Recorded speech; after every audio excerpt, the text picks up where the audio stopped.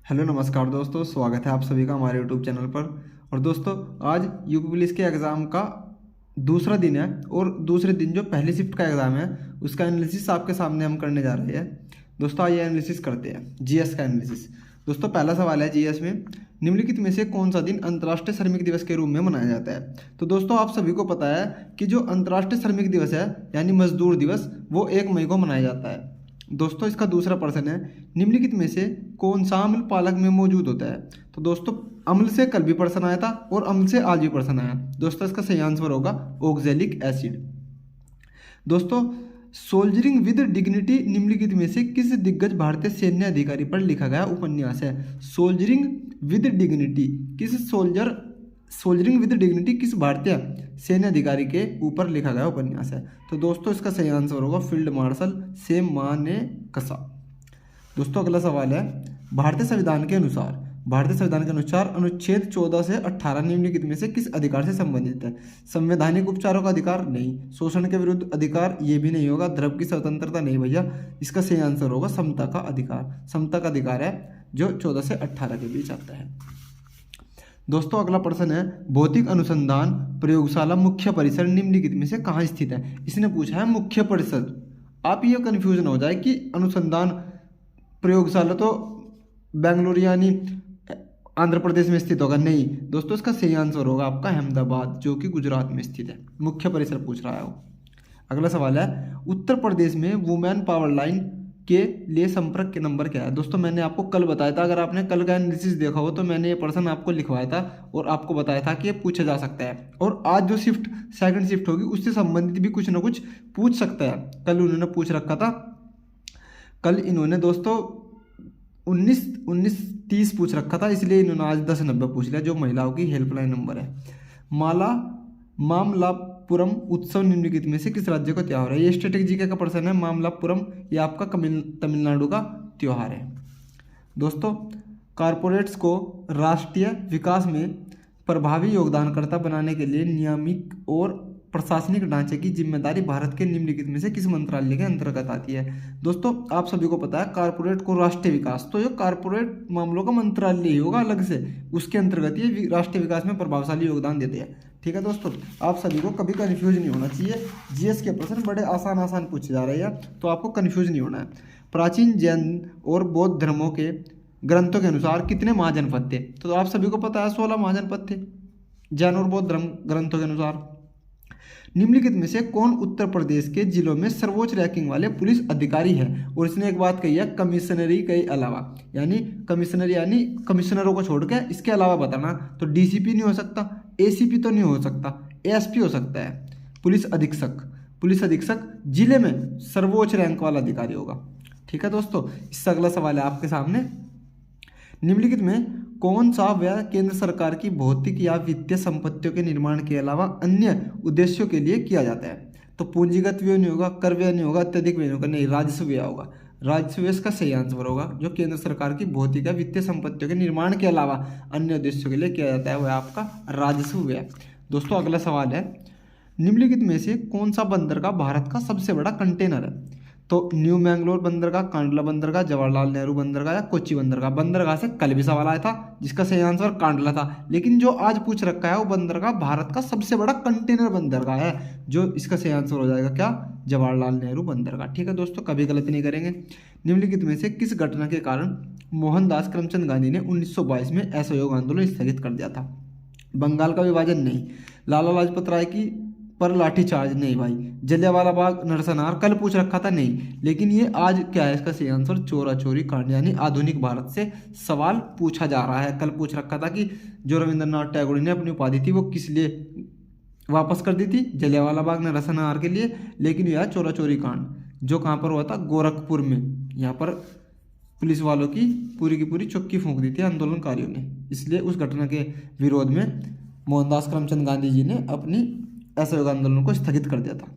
निम्नलिखित में से कौन सी फसल खरीफ की फसल नहीं है। आप सभी को देखना है कि खरीफ की फसल नहीं है, तो आप पहले ही देख लो कि खरीफ की फसल है कौन सी।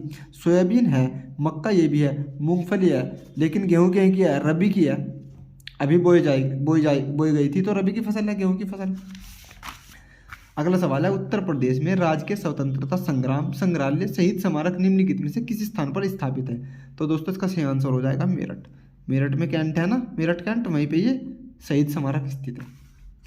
उत्तर प्रदेश ने हाल ही में किस क्षेत्र में पीएमजे के कार्यान्वयन के लिए 2023 में पुरस्कार प्राप्त किया? उत्तर प्रदेश ने हाल ही में उद्योग नहीं, शिक्षा, कृषि नहीं भैया, स्वास्थ्य सेवा के क्षेत्र में इन्होंने पीएमजेवाई के कार्यान्वयन के लिए 2023 में पुरस्कार प्राप्त किया है। ठीक है भाई, कभी नहीं भूलने के। जनगणना से प्रश्न आया है। जनगणना 2011 के अनुसार उत्तर प्रदेश राज्य का समग्र लिंगानुपात क्या था? सभी को पता है 912 है, और ऑल इंडिया का मैं पूछ लूँ तो 943। प्रसिद्ध यूनेस्को, आज ऑल इंडिया का पूछ सकता है, जो 943 है। प्रसिद्ध यूनेस्को स्थल बोद्रो पोर्ट ऑफ मून निम्नलिखित में से किस देश में स्थित है? प्रसिद्ध यूनेस्को स्थल बोद्रो पोर्ट ऑफ मून, कल आपसे तट पूछ रखा था जो ऑस्ट्रेलिया में था, लेकिन आज क्या है, आज फ्रांस में स्थित है। पोर्ट ऑफ मून फ्रांस में स्थित है भाई। अगला सवाल आपके सामने है, निम्नलिखित में से किस विशेष बल को विमान और हवाई अड्डों पर अपहरण और इसी तरह के सुरक्षा स्थितियों का जवाब देने के लिए विशिष्ट दक्ष बल के रूप में नियुक्त किया गया है? दोस्तों एनआई तो नहीं हो सकता, सीबीआई नहीं, क्राइम ब्रांच तो अलग चीज़ है। आरपीएफ रेलवे की सुरक्षा करेगा, तो इसकी सुरक्षा कौन करेगा? एनएसजी को यो विशिष्ट दल के रूप में नियुक्त किया गया है, विशिष्ट दक्ष बल के रूप में नियुक्त किया गया है। ठीक है। राजस्व परिषद उत्तर प्रदेश की स्थापना निम्नलिखित में से किस जिले में की गई है? राजस्व परिषद, तो आप सभी को गलत नहीं करना है, सही लिख कर आना है, इलाहाबाद यानी प्रयागराज में। ठीक है भाइयों।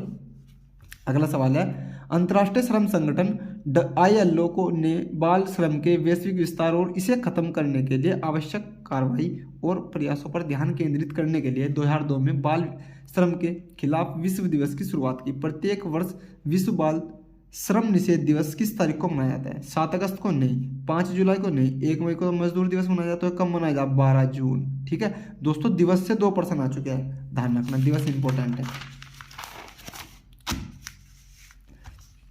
सवाल है आपके सामने, हाल ही में प्रधानमंत्री ने निम्नलिखित में से किस रेलवे स्टेशन में नई अमृत भारत ट्रेन को हरी झंडी दिखाई है? दोस्तों ये गया आपका अयोध्या। अयोध्या में ही राम मंदिर बनाया, हालांकि राम मंदिर से प्रश्न नहीं पूछा, लेकिन अयोध्या से ही अमृत भारत ट्रेन की हरी झंडी दिखाई गई है। निम्नलिखित में से किस राज्य के ब्लॉक ने नीति आयोग द्वारा घोषित एस्पिरेशनल ब्लॉक प्रोग्राम ABP की पहली डेल्टा रैंकिंग में दूसरा स्थान हासिल किया है? तो आपका सही सवाल क्या हो जाएगा? सही उत्तर इसका उत्तर प्रदेश। ठीक है भाई। रूस यूक्रेन संघर्ष क्षेत्र में भारतीय नागरिकों को निकालने के लिए भारत द्वारा शुरू किए गए ऑपरेशन का नाम निम्नलिखित में से कौन सा था है? तो दोस्तों ओल्ड करंट है, तो आप सभी को पता होगा कि ऑपरेशन गंगा चलाया था हमने वहां से भारतीयों को निकालने के लिए, जिसके थ्रू पाकिस्तानी भी निकल गए थे बहुत सारे अपने हाथ में झंडा लेकर भारत का। हाल ही में नवंबर 2023 में भारत और किस पड़ोसी देश ने संयुक्त सैन्य अभ्यास सूर्य किरण प्रारंभ किया है? दोस्तों सूर्य किरण अभ्यास भारत और श्रीलंका के बीच हर साल होता है, सूर्य किरण अभ्यास, जो 2023 में भी हुआ है। 2016 में की गई नोटबंदी में किस मूल्य की मुद्रा को चलन से बाहर कर दिया गया था? तो दोस्तों आप सभी को पता है, हमारे देश में पहले 1000 और 500 के नोट चलते थे, जो प्रधानमंत्री जी ने नोटबंदी करके बंद कर दिए थे। और कौन कौन से चलाए थे? 2000 का और 500 का नोट, जो अब 2000 का बंद हो चुका, अब सिर्फ 500 का नोट चल रहा है बड़ी मुद्रा के रूप में। उत्तर प्रदेश में साइबर अपराध मुख्यालय कहाँ स्थित है? दोस्तों अगर आपसे कोई मुख्यालय पूछे तो आप सभी को, जिस तरह भारत के सभी बड़े बड़े मुख्यालय कहाँ पर स्थित है? नई दिल्ली में, इसी प्रकार आप राजधानी की तरफ भी अपना रुख करा करें तो ज़्यादा अच्छा होगा। तो ये लखनऊ में स्थित है। ठीक है, कभी आप इसमें प्रयागराज लगा दो या लगाए आए हो, आने वाले प्रश्न में आपको ध्यान रखना है। जीएसटी का तात्पर्य बालकों वाला प्रश्न है, वस्तु सेवा एवं कर।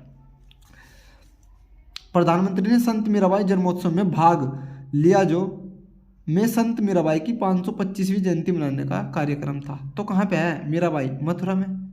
ऋषिकेश तो नहीं होना का, वो तो दूसरे राज्य की बात होगी, उत्तराखंड की। मथुरा में हुआ था जन्म, मथुरा में, मतलब मीराबाई जन्मोत्सव मनाया गया।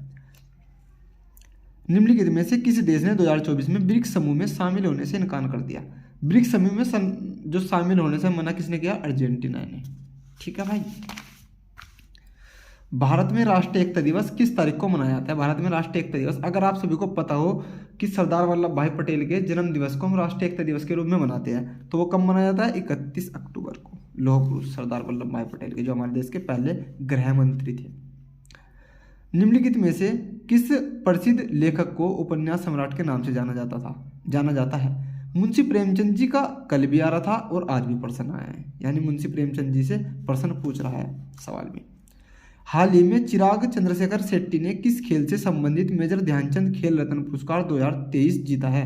चिराग शेट्टी, यानी चिराग शेट्टी कहीं से संबंधित है? क्रिकेट से तो नहीं है, क्रिकेट से होते तो आप सभी को जरूर पता होता। कुश्ती से भी नहीं है, तीरंदाजी से नहीं है, तो किससे है भाई? बैडमिंटन से है चिराग शेट्टी।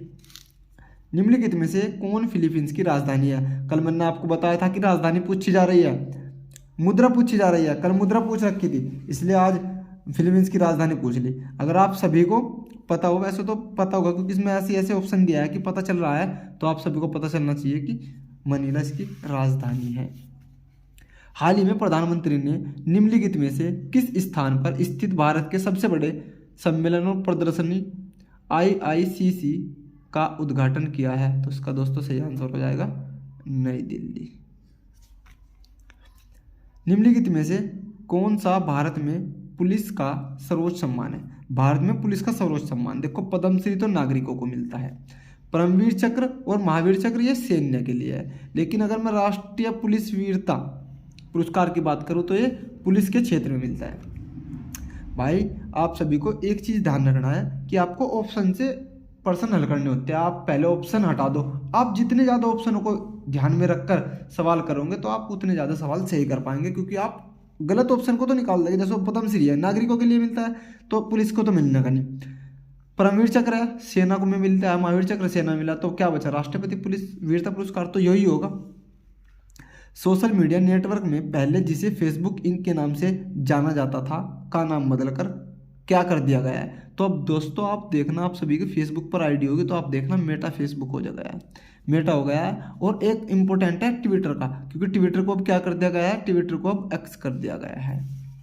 चंद्रयान 3 के लैंडर का क्या नाम है? चंद्रयान 3 के लैंडर का नाम था विक्रम, और अगर मैं रोवर की बात पूछ लूँ तो वो क्या था? प्रज्ञान। रोवर में प्रज्ञान आ गया। दोस्तों यहीं तक कि हमारा जीएस का पोर्शन था, अब हिंदी चालू हो गई है। आप सभी से उम्मीद है कि आप वीडियो को देखेंगे, वीडियो को लाइक करेंगे, और जिनका एग्ज़ाम है उनके पास शेयर करेंगे। आप अपने एग्ज़ाम की ये देखेंगे कि हम कितने % सही कर पाए हैं, कितने गलत कर पाए हैं। दोस्तों ऐसे ही आप हमारे चैनल को सब्सक्राइब करें और वीडियो को ज़्यादा से ज़्यादा शेयर करें, लाइक करें। आप सभी के सपोर्ट से हमारा चैनल आगे बढ़ सकता है, हम आपके लिए मेहनत करते हैं। तो दोस्तों आप सभी से उम्मीद है कि आप हमारे चैनल को सब्सक्राइब करेंगे और वीडियो को लाइक करेंगे। Thanks for watching.